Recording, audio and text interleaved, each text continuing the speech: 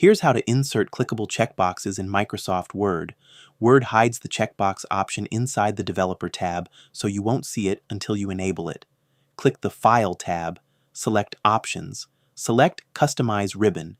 Under Main tabs on the right, check the box next to Developer, then click OK. The tab shows up between View and Help. Place your cursor where the first checkbox should go. Click the Developer tab. In the Controls group, select Checkbox Content Control. The checkbox appears. Click it to toggle between checked and unchecked.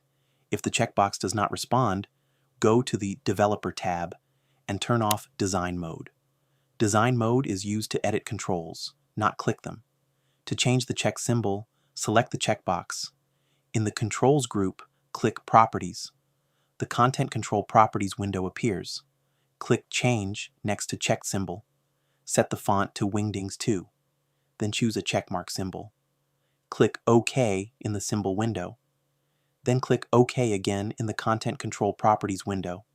To resize the checkbox, select it, go to the Home tab, and adjust the font size.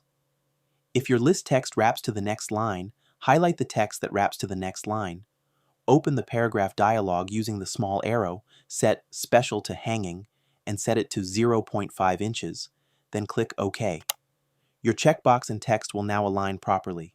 Copy and paste the checkbox to create more. That's it. Your checkboxes are now clickable and styled as expected. Like this video and subscribe for more quick and useful tutorials.